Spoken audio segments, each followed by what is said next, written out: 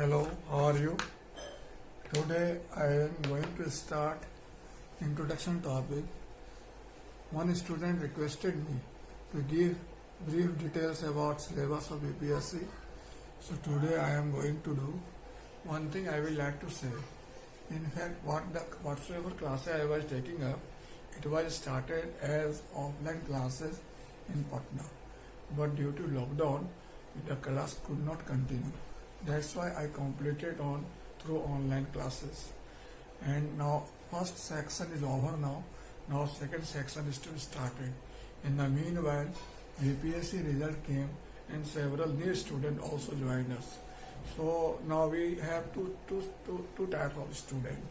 First, those who are writing BPSC mains and new one. And number two, those who have joined earlier and their first section is complete. So what I decided that I will do both the classes together.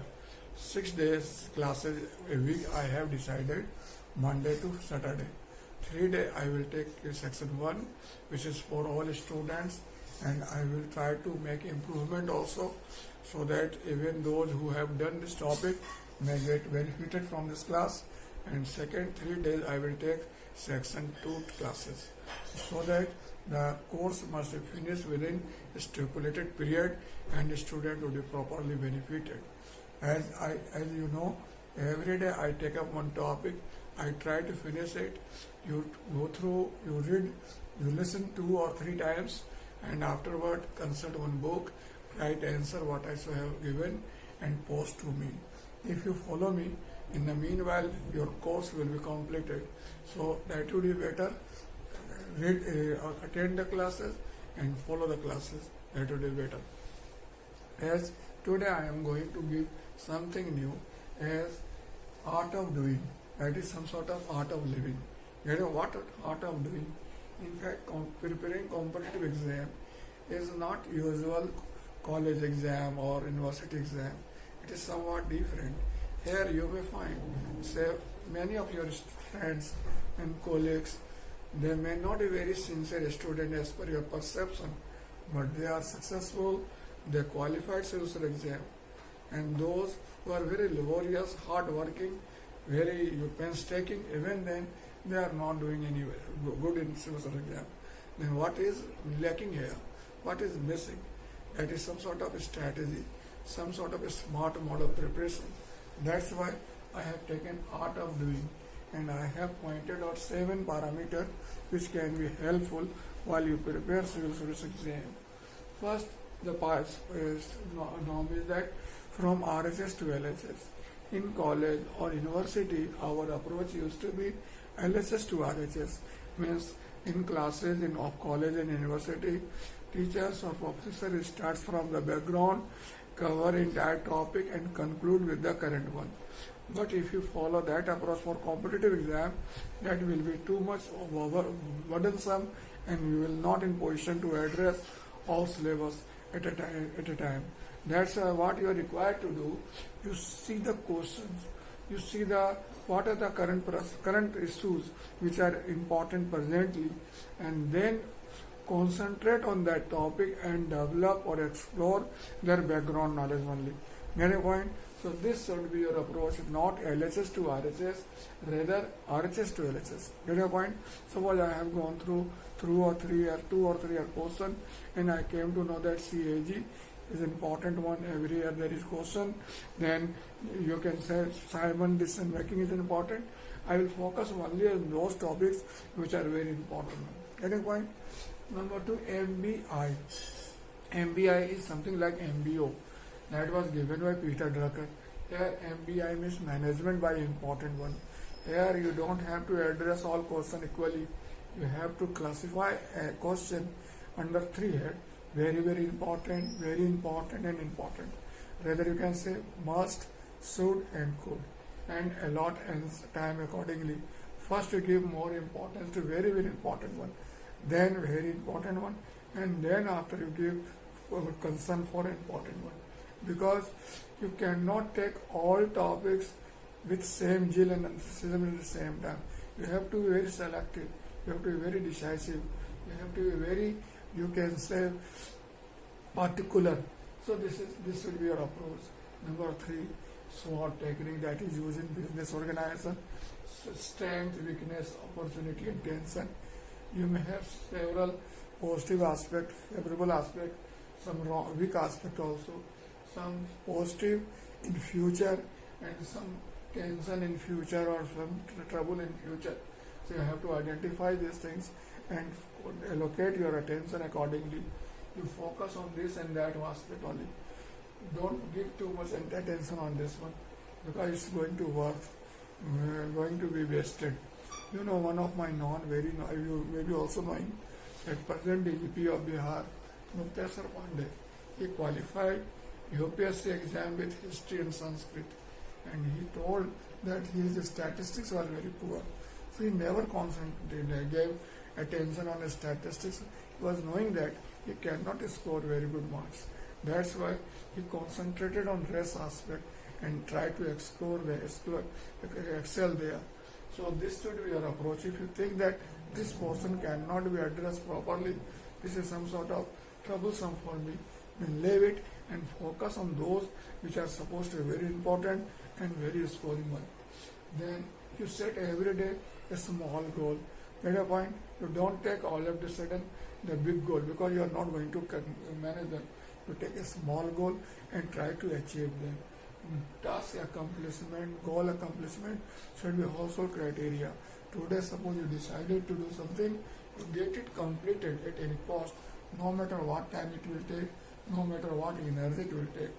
You know, if you do such type of work, you will get satisfaction, you will find your confidence increasing. So this is very important one. Regular assessment of your preparation, where do you stand, what you have completed, where do you lagging behind. So these things should be very important to you, that you should be knowing the exact situation. And last but not the least, you require improvement also wheresoever you find anything missing. So you should approach a smart approach and focus on specialist exam.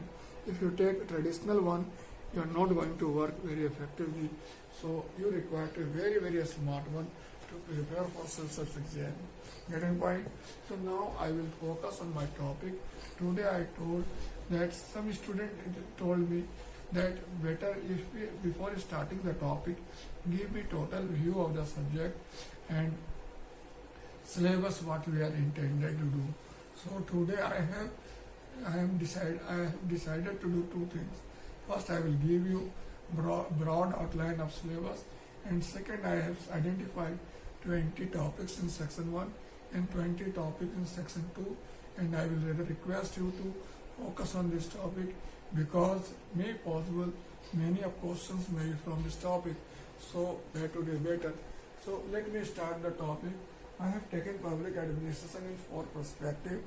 First, public administration is subject or discipline, public administration is area or profession, public administration activity or process, and public administration action or visible part of government.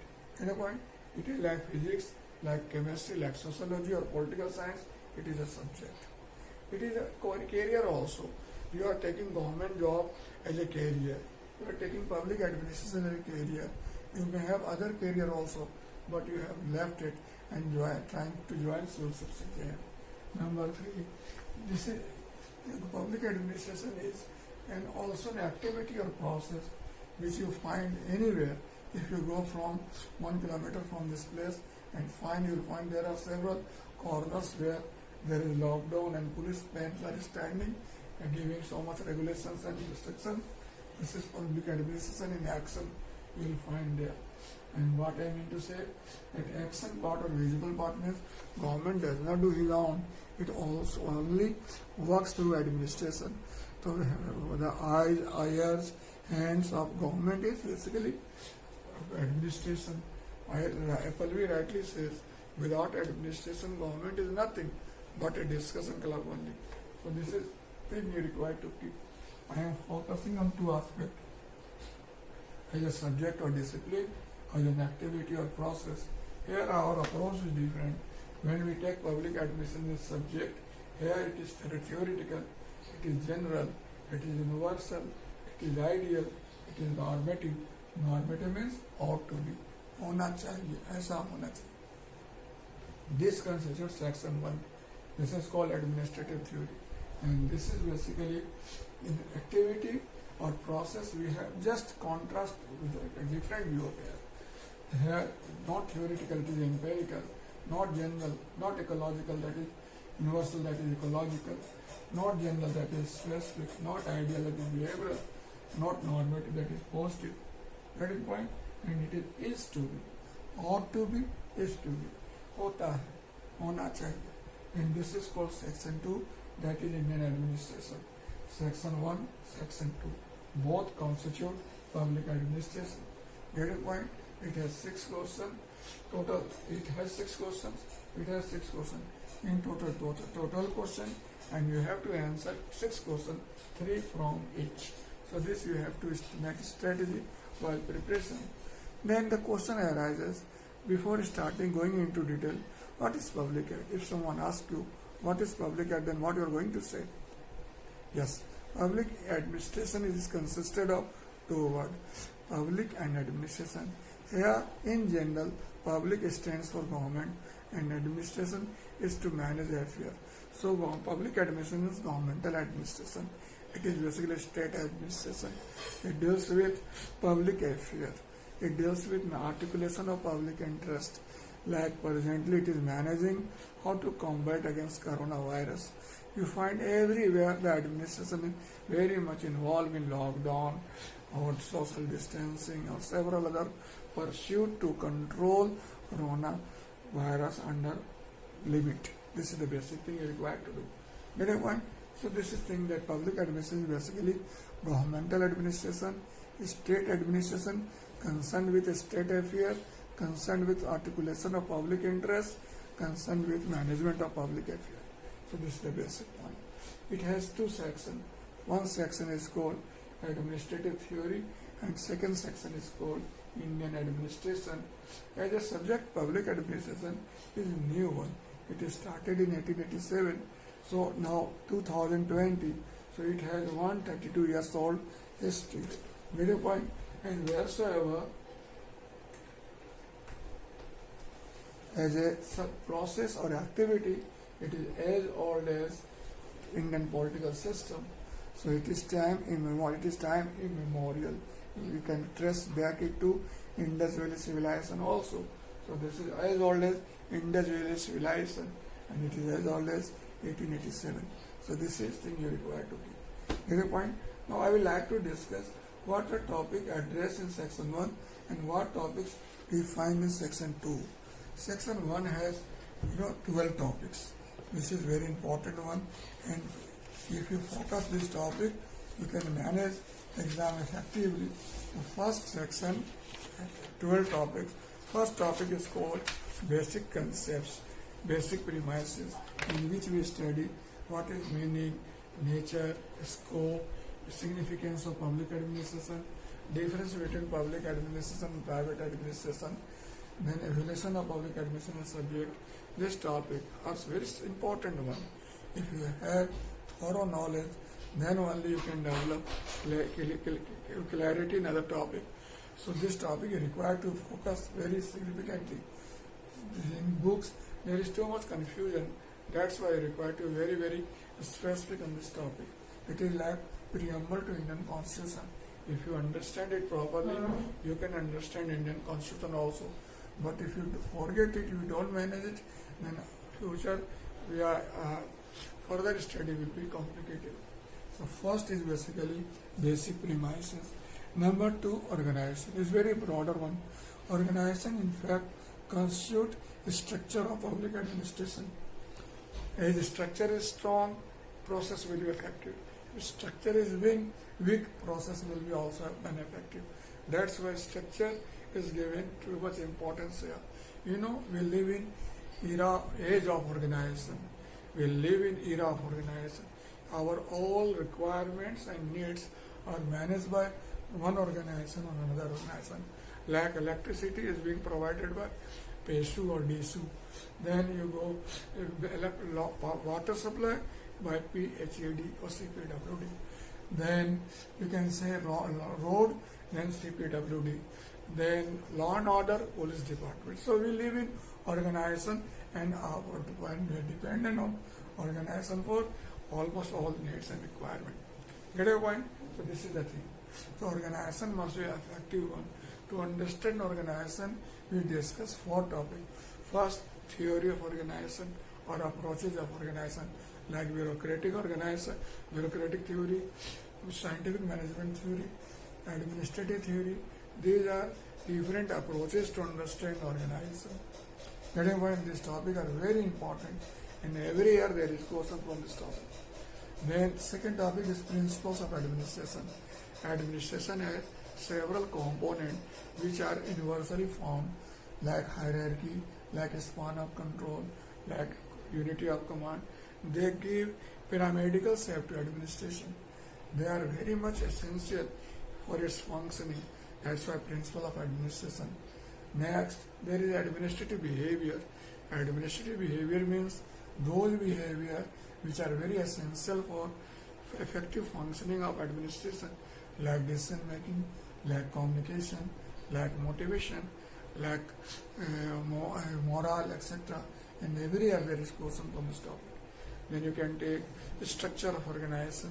Here we divide organization under heads like ministry, department, headquarters, field offices. We have required to do. So one topic is basic premises, then 4 topic organization constitute 5 topic that a very important one. And if some student focus only in this 5 topic, I do hope he can address 3 questions in section 1 very effectively. So no need to go further. Anyway, now 6th section, next topic is basically personal administration. Here we study the employee aspect, like how the employee are elected, recruited, how the salary is given, how the training is given, then how the career development is provided, what is retirement benefits. So from recruitment to retirement, we have discussed everything. Employee is very important factor. Employee constitutes sovereign factor. All resources as compared to human manpower matter less concern. Manpower constitutes very important. That's why it has given too much importance. Next, financial administration. Here we study budget, accounting, audit, financial administration. If no finance, there is no administration. That is why this always assumes enormous significance here. Then accounting and accountability and control. As in public administration, fund is given by public, authority is given by public. So there should not be misuse. To keep under control, there is effective accountability and control mechanism like parliamentary control, like judicial control, like executive control. So we go through this topic here, and this is very open one, and we find several newcomers like social audit, right to information, citizen charter, etc. Next, administrative reform. Administrative reform is as relevant as administration itself is, because administration is ecological, administration is organic. As being ecological, it requires to change with the ecological changes, and as being organic, it requires to correct its wear and tear. That's why administrative reform is continuous phenomena, and in administration we always go for administrative reform. Getting point? Then administrative law. Administrative law is basically French concept. In France, law are divided in 2 parts, administrative law and general law, and there are 2 separate court also, that gives some specific position to French administrative system. In India also we have administrative law and administrative tribunal like CAT, like income tax appellate tribunal, then labor court, etc.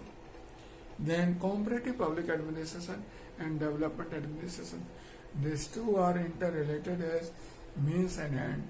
In fact, comparative public administration led emergence of development administration. As the name stands for, comparative public administration means study of public administration on comparative basis. If you study 2 or more public administration on the basis of culture in a space is its comparative public administration.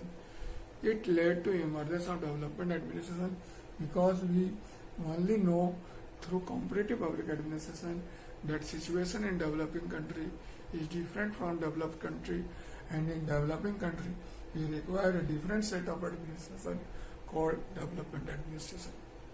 Now, last but not the least, public policy is very important one. You can say it is crux of public administration. Entire public administration move around public policy. Whatsoever government does or not to do, all part of public policy. Public policy is basically direct relation with development and governance. In past also, we find several successful leaders and empire. They were successful only due to their good policy, and some scholar or emperor are termed as mad one only due to their wrong policy. Policy is very important one. That's why Yojana Ayog is now replaced by Niti Ayog, and it focus on policy matters. So this is very important one now. Get your point? So here we study how policy is formulated, how policy is executed, how it is evaluated, what is the role of legislature, judiciary, bureaucracy, executive in policy formulation, policy execution, etc. So this is all about section 1. Getting one? Now in section 2 there are 15 topics. These topics are corresponding to the section 1 topic, little bit difference also. First topic it starts with evaluation of Indian administration. You know, Indian administration is as old as Indian civilization. The Mauryan administration, Mughal administration, British administration, post-independence administration are important landmark, and they have significant influence on present administration. That's why we focus on this topic. This is very important from exam perspective and from background making also. Number 2, environmental setting of Indian administration. Here we study how the constitution influence administration. What is parliamentary democracy? What is the federation? Then what is socialism? How they influence Indian administration? So we focus on that aspect. Third, political executive at the union level, like president, like prime minister. You know, Indian administration is area-based administration. At apex level, there is union administration. At intermediate level, there is state administration. And at lower level, there is local administration. So at apex level, there is president, there is prime minister working at. Everyone, the relation is very important one from this exam. Now, there is administrative system also, structure of central administration. Central administration or union administration has prime minister office, cabinet secretariat, then central secretariat, all important ministry and department. They are very important one, and they are very important from exam perspective also. Particularly presently PMO become very powerful as due to strongest prime minister. Getting point? And cabinet secretariat, equally important one. Now central administration means what? Central secretariat means all ministry and department at a place called congregation. This congregation is called central secretariat. Getting point? It is the basically hub of policy process. Here policy is formulated. Through here policy is implemented by field officers and they exercise control over them. Then we have central-state relation. You know, under Article 1, India is termed as Union of State. It has both federal feature and unitary feature, which gave emergence of center-state relation. Under Article 245 to Article 293, there are 3 dimensions of relation: legislative relation, administrative relation, and financial relation. This topic is very important wheresoever exam is concerned, and this topic is also very important wheresoever in federal structure of India is concerned. Now we will discuss public services. We have public services inherited from British rule, all India services, central services, provincial services, Public Service Commission at union level and state level are legacy, British legacy given to us and still working. Under Article 312, there is provision of all India services. India and Pakistan are having such type of services. No other country finds such type of services. All India services, IAS, IPS and IFS are three all India services. Now there is likely to be one more all India service like Indian Judicial Service, which is likely to come in near future. So since last time I found there was not some rumor in government circle that government is going to start with Indian Judicial Service. So this is the thing. Get a point? Now we will discuss public undertaking, that is planning machinery, very important one. You know, it is also post-independent phenomena. After independence, we adopted welfare state, development administration, and to manage them, we adopted planning, socio-economic planning. It comes under concurrent list. So both center and state have their respective machinery. At union level, there is planning commission, NDC, and state level there is state planning department and a state planning council, and district level there is district planning committee and metropolitan planning committee. So these things got impact us particularly after 24th and 23rd and 24th amendment, when DPC and MPC given constitutional status. One thing more I would like to say, that in 2015 planning commission is replaced by Niti Aayog. That is very important point to be noted here. Next, control over public expenditure. As I told, in public administration, entire fund is provided by government, public. That's why it is very important to have exercise effective control. As you know, we have limited resources on unlimited wants and priorities. So it is very much required that this funds should be used in public interest properly. That is why Ministry of Finance, then Ministry of Parliamentary Committee, and third CAG exercise control over administration. So this topic is supposed to be very important from that perspective also. Next, we can take law and order topic in Indian administration. Law and order basically is a state subject, but there are several subtopics or there are several subjects which lie in union list, which make this subject ultimately a concurrent one. Here, law and order means maintenance of law or execution of law on the one hand and maintenance of social order on the other. If at a point the law is effectively implemented and social order is maintained, we say there is law and order. This is one of the very important functions. Even today, when government performs more than 2000 functions, law and order constitute one of the important functions. At a point, several agencies involved here, so it has direct bearing with development. So there was question also in BPSC that effective law and order has direct relation with development scenario. If law and order is good, development can be managed. If law and order is poor, development will be adversely affected. Next, we will go through state administration with a special reference to Bihar. Here we will go through governor, chief minister, then the state secretariat, then directorate, then chief secretary. There are several important topics here. Usually question on chief minister, then question on chief secretary usually asked. So this topic is supposed to be very important from this perspective also. Get a point. Now local administration with a special reference to Bihar. Local Indian administration, local administration constitute, you can say Panchayati Raj and ULB. Panchayati Raj is for rural area, and for urban area there is you can say ULB, urban local body. That is very important one. 23rd amendment and 24th amendment is, you can say, important landmark in local self-government. You know, urban local government was inherited from British rule, and rural local government, Panchayati Raj, we developed after independence.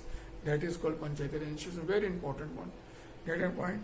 So this topic is very important from exam perspective also. Every time there is question from this topic.